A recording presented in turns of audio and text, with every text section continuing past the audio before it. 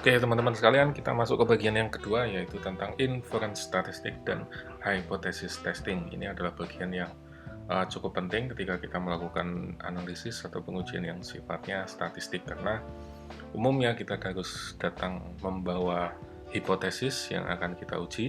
Kemudian setelah kita mendapatkan data, setelah kita olah, kita harus menarik kesimpulan nih, apakah hipotesisnya diterima atau tidak, didukung atau tidak.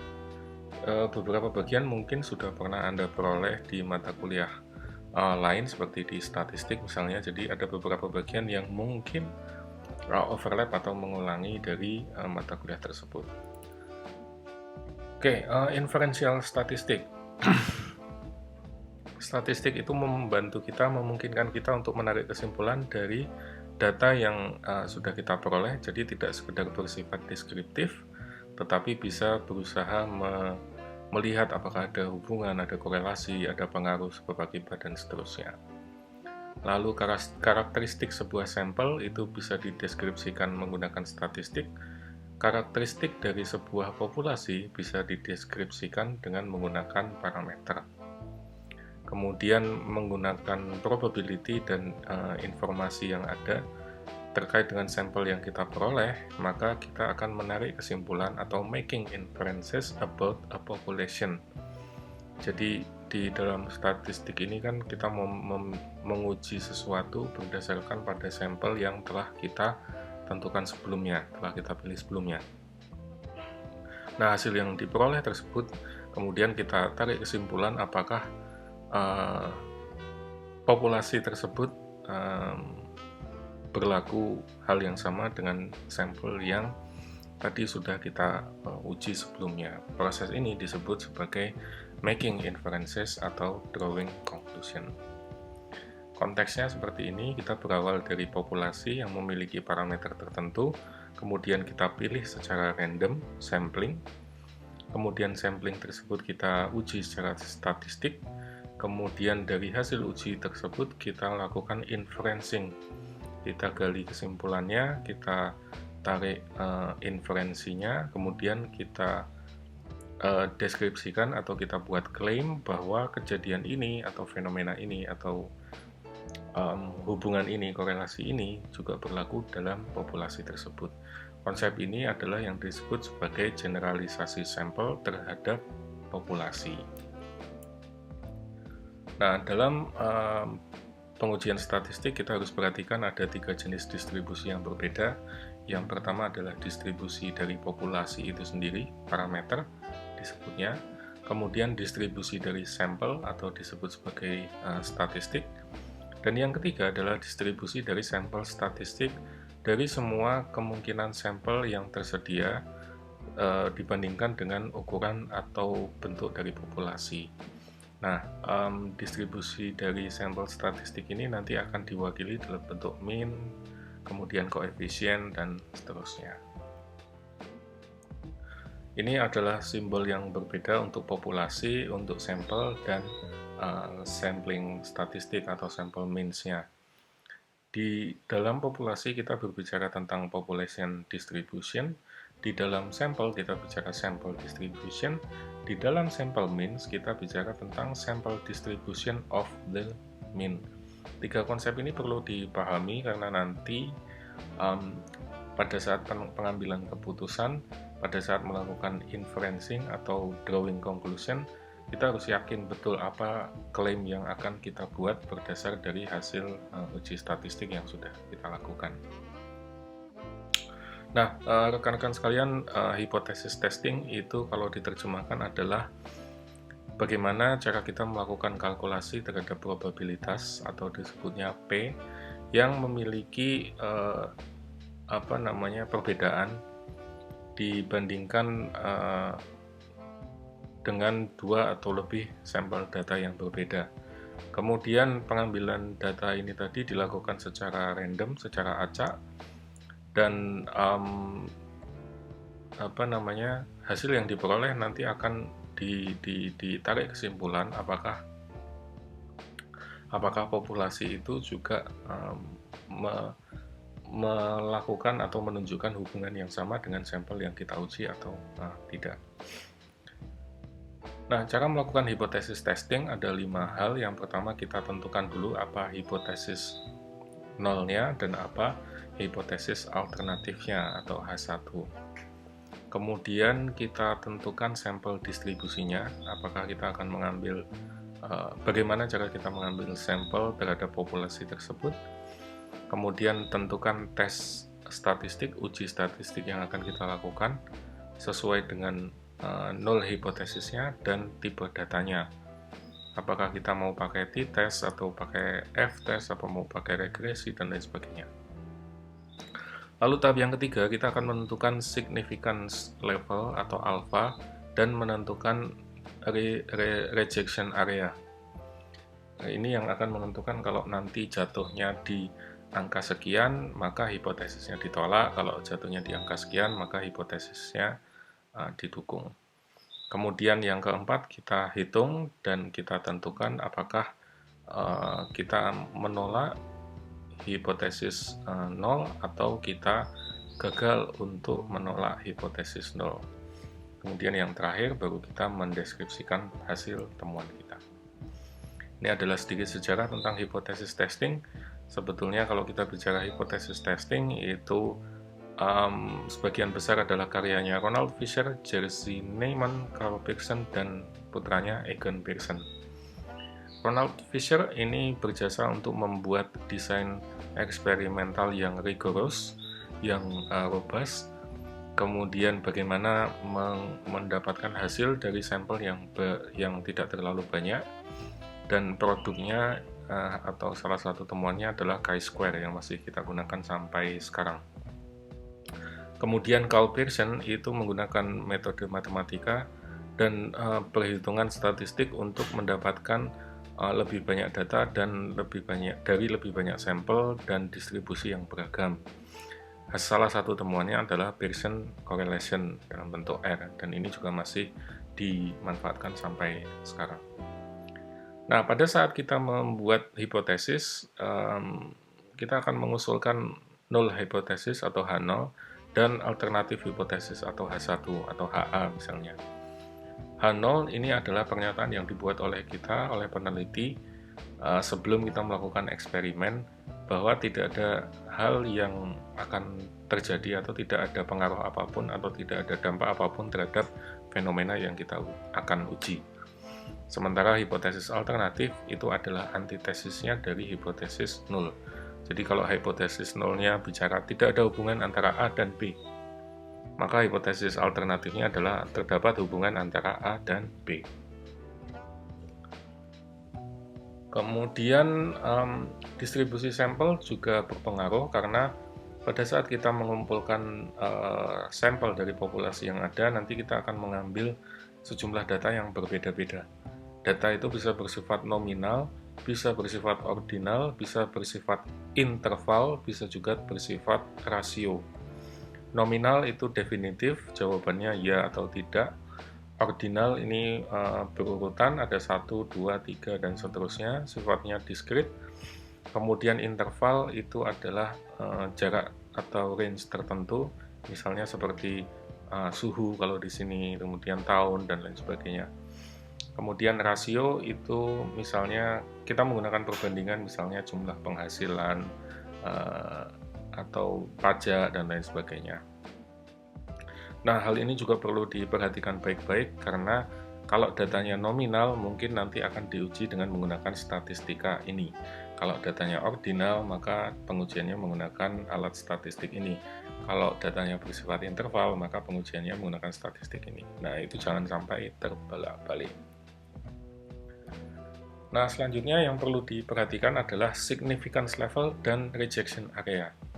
Karena nanti pada saat kita akan menentukan apakah hipotesisnya didukung atau tidak didukung, kita harus menentukan nih menggunakan level signifikansi berapa. Nah, masalahnya adalah hal ini sifatnya arbitrary ya.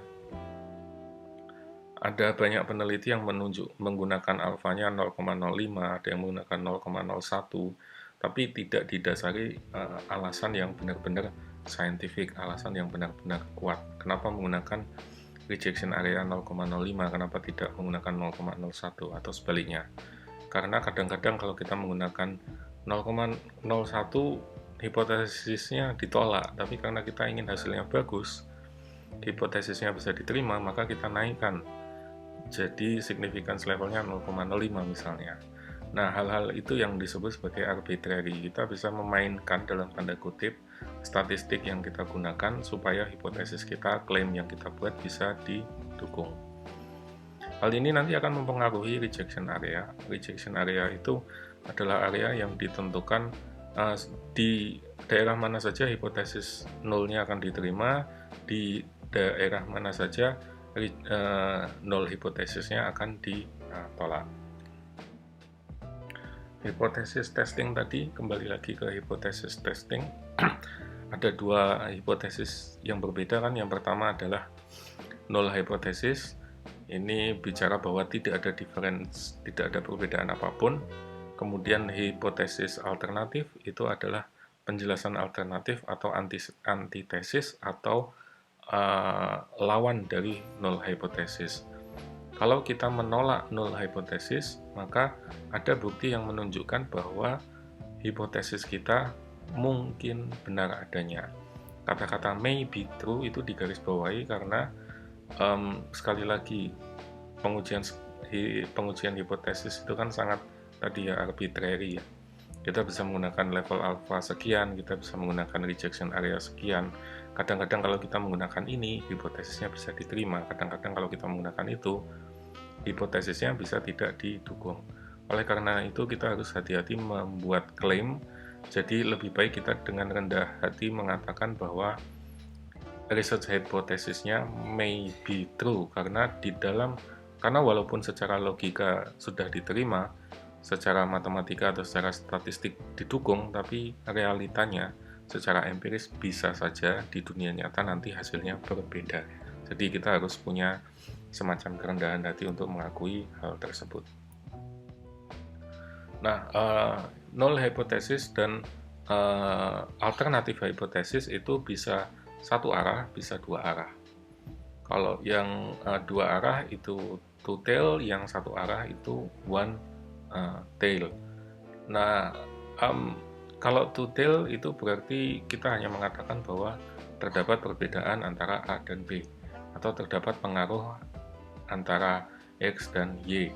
Tapi kita tidak menjelaskan apakah pengaruhnya positif, maksudnya kalau A naik, B ikut naik, atau pengaruhnya negatif, kalau A naik, B turun misalnya. Kita hanya mengatakan bahwa ada pengaruh atau ada hubungan. Sementara kalau one tail itu kita bisa memilih arah hubungannya. Misalnya X, kalau X-nya naik maka Y ikut naik. Kalau A-nya naik maka B-nya turun. Jadi hubungannya bisa berlawanan, hubungannya bisa searah. Tapi intinya kita harus menunjukkan arah hubungan tersebut. Itu kalau yang one tail. Kalau yang two tail kita hanya mengatakan bahwa ada pengaruh atau ada perbedaan. Tapi apakah arahnya positif atau arahnya negatif, apakah arahnya sejalan atau berkebalikan, itu tidak kita jelaskan. Ini juga harus hati-hati ketika kita akan menentukan atau membuat hipotesis. Kenapa hipotesisnya one tail, kenapa tidak two tail, atau sebaliknya, kenapa Anda memilih two tail tidak one tail misalnya.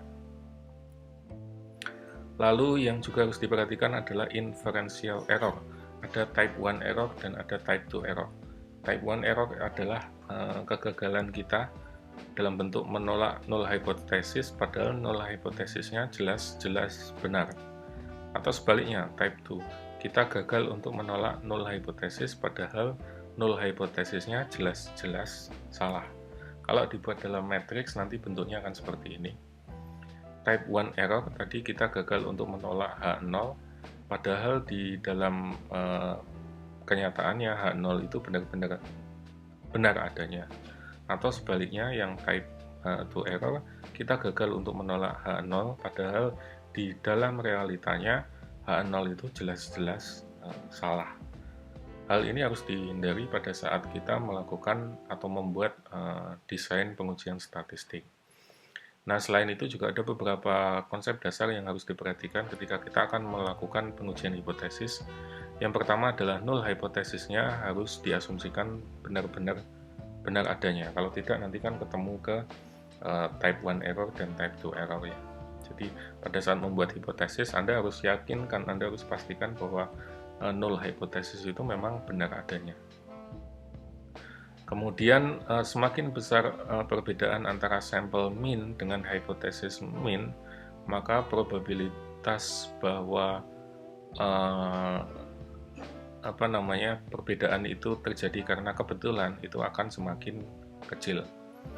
Nah, untuk itu kita juga perlu memahami atau meyakini dengan betul bahwa gimana sih sampling distribution of the mean dari pengujian kita. Nah, distribusi ini penting ya teman-teman sekalian, karena kita harus perhatikan nih distribusinya condong ke kiri, condong ke kanan, atau tidak ada pola yang acak. Kalau menurut central limit theorem, distribusi itu cenderung bersifat normal. Jadi semakin banyak kita meneliti, maka semakin kurva distribusinya akan cenderung semakin normal, semakin numpuk di tengah. Lalu ada istilah central tendency, bahwa the mean of the distribution is unbiased estimator of the population parameter value. Jadi nilai tengahnya itu, mean-nya itu nanti akan menjadi estimator yang sifatnya tidak bias terhadap parameter dari seluruh populasi. Kemudian ada juga istilah variability, yaitu variance of the distribution, yang merupakan fungsi dari variance of the population dan ukuran dari sampel yang kita gunakan. Oke, untuk distribusi dengan mean-nya adalah mu dan variance-nya adalah theta kuadrat, maka sampling distribution of the mean akan mendekati distribusi normal.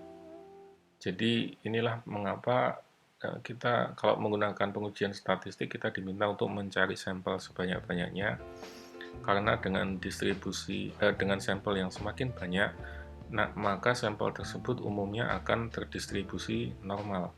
Jadi makin banyak apapun itu nanti akan membentuk kurva distribusi normal. Ini memang aneh, mungkin sulit dipercaya, tapi kenyataannya memang demikian. Oke, tadi yang saya sampaikan bahwa sampelnya semakin tinggi, maka kurva distribusinya akan semakin normal dan variability-nya juga akan semakin rendah, spread-nya akan semakin kecil. Nah, dalam hal ini maka pemilihan ukuran sampel itu menjadi sangat penting ya. Tidak hanya karena memenuhi kecukupan statistik, tapi juga kita harus memahami bahwa distribusi yang sampel yang semakin banyak, maka distribusinya akan semakin normal, sebagaimana distribusi pada populasi. Itu yang nanti harus diyakinkan, bahwa sampel yang kita gunakan itu memiliki karakter distribusi yang kurang lebih sama dengan distribusi dari populasi yang ada. Kemudian umumnya distribusi itu akan seperti ini, yang berwarna biru itu adalah kurva normal menumpuk di tengah kurang lebih.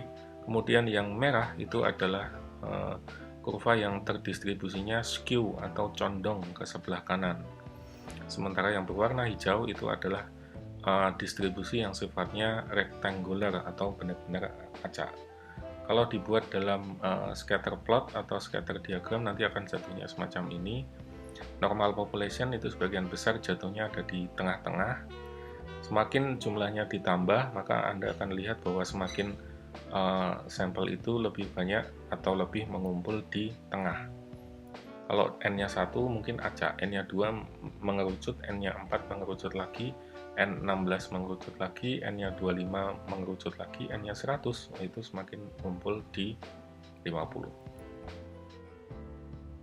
Kemudian skewed population ini akan yang merah tadi itu akan cenderung berat di kanan, sementara yang kotak itu benar-benar acak. Jadi distribusinya benar-benar sulit untuk dibuat tidak terdistribusi secara normal. Nah, bagaimana kita bisa memanfaatkan informasi ini? Sampel yang kita peroleh dari populasi itu bisa kita gunakan untuk mengenerate statistik yang mendeskripsikan sampel tersebut. Kalau jumlahnya sudah cukup memenuhi syarat kecukupan, maka sesuai dengan central limit theorem, kita bisa mengambil inferences, kita bisa mengambil kesimpulan atas karakter populasi dari karakter sampel yang kita uji. Jadi kalau sampel yang kita miliki distribusinya normal, kemudian populasinya itu juga normal, maka hasil uji statistik kita karena terdistribusi normal, maka kita bisa gunakan, kita bisa generalisasi untuk membuat klaim atas karakteristik dari populasinya.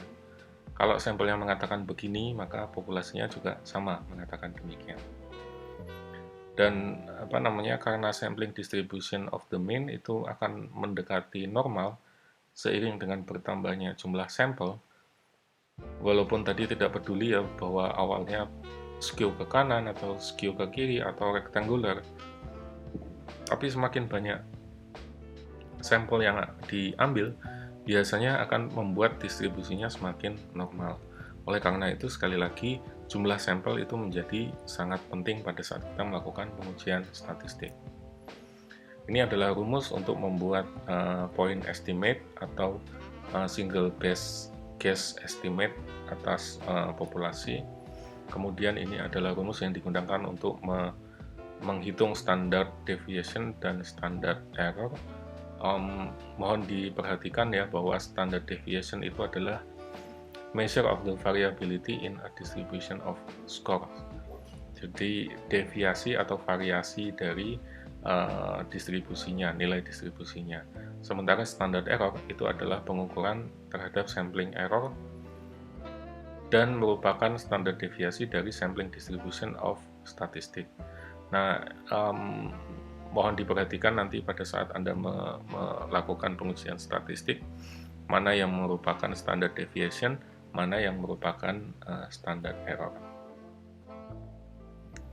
Kemudian setelah nanti kita melakukan pengujian hipotesis, kan tadi kita sudah hitung, kita sudah mengajukan null hypothesis, kemudian alternatif hipotesis, kemudian kita sudah menghitung, maka selanjutnya kita harus mengidentifikasi sampling distribution-nya, kemudian kita membandingkan hasil uji statistiknya dengan sampling distribution berdasar pada null hypothesis dan research hypothesis. Tadi kita cek lagi apakah kita menggunakan ujinya one tail atau two tail. Kemudian setelah itu kita terjemahkan, kita buat inferences. Kalau nilainya kalau nilainya unusual atau jatuhnya di critical region, maka kita menolak null hypothesis dan mengatakan bahwa ada sesuatu hal atau ada variasi lain yang sedang terjadi, sehingga kita tidak bisa menerima null hypothesis. Itu filosofi dasarnya. Kemudian contohnya misalnya kita mengambil sampel 36 guru atau dosen mendapatkan skor 1100. Kemudian tes ini dibuat untuk menghasilkan standar normal distribution dengan min-nya 950 dan variansnya 250.000. Dengan menggunakan alpha 0,05, kita diminta untuk menguji hipotesis. Apakah guru-guru kita atau dosen kita itu punya nilai yang lebih signifikan dibandingkan national average.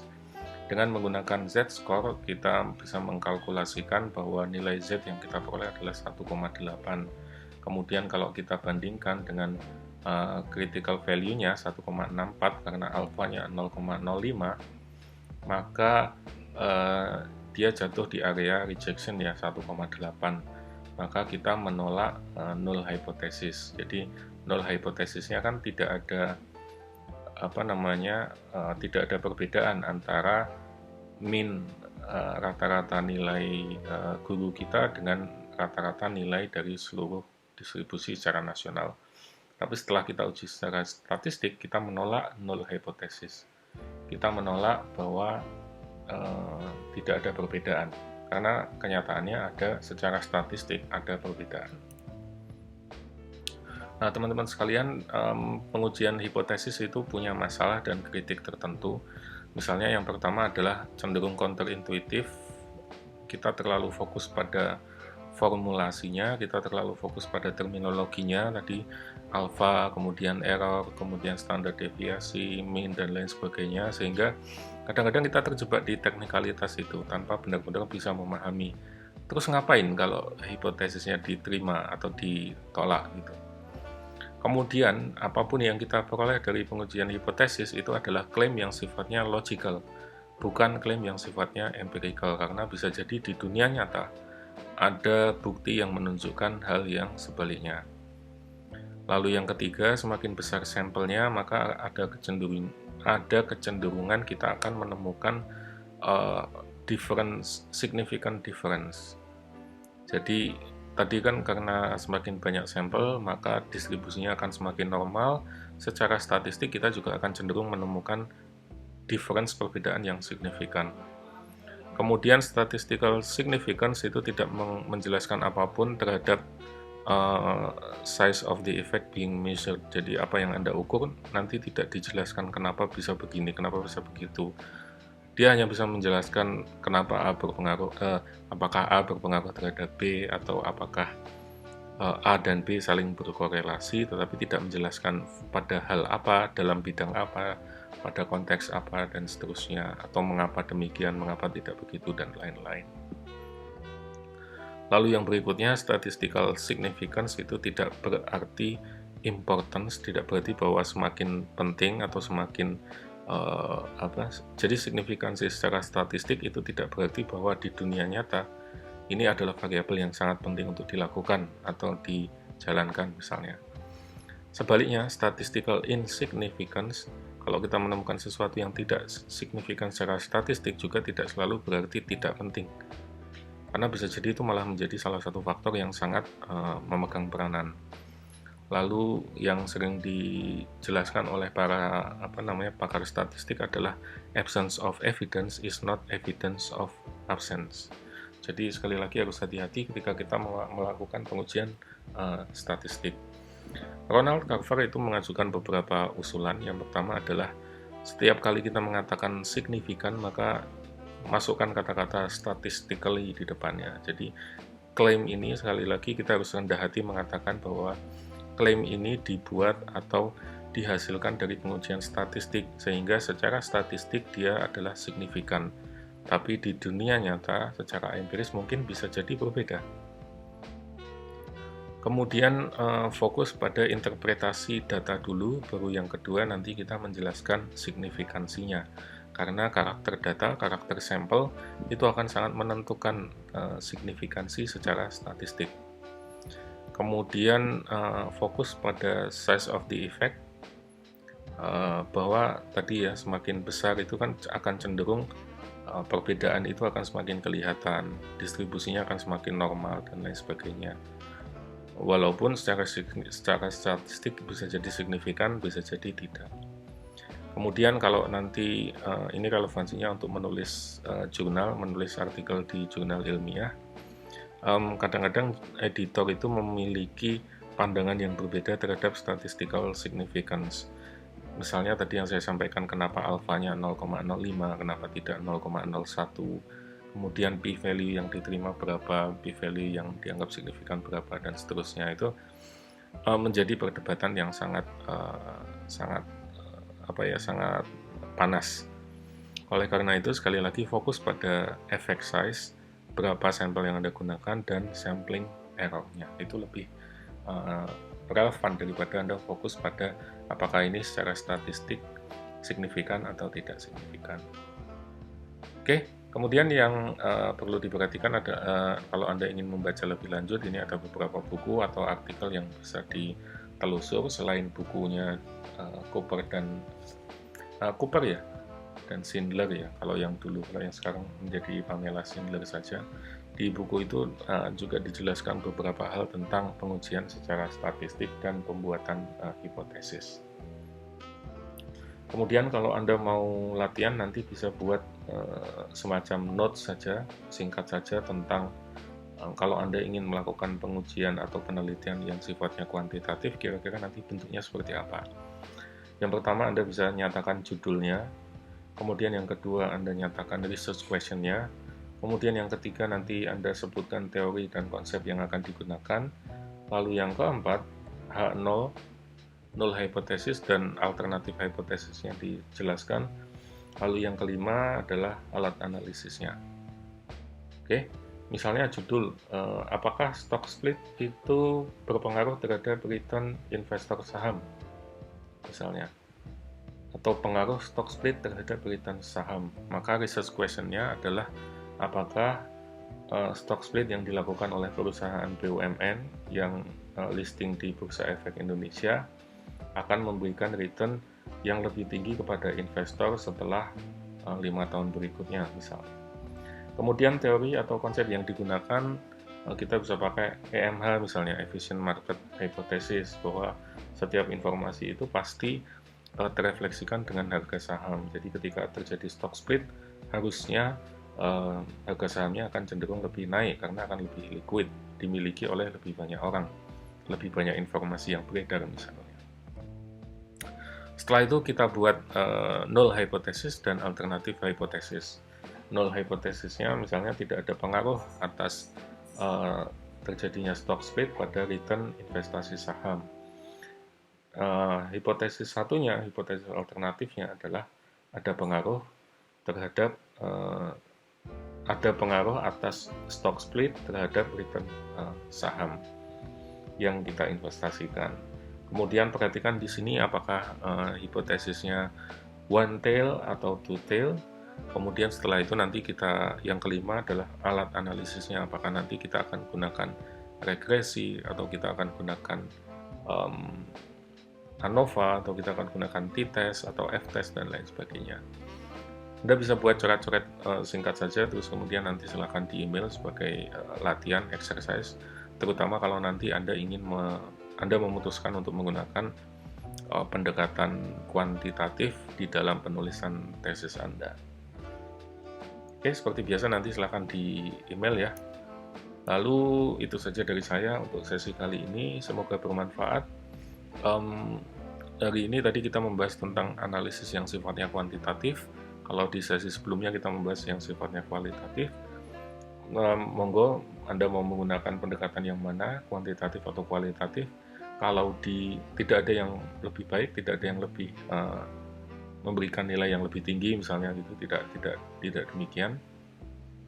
Yang perlu diperhatikan adalah lebih kepada kesesuaian antara apa yang Anda teliti dengan konteksnya, dengan data yang tersedia dan seterusnya.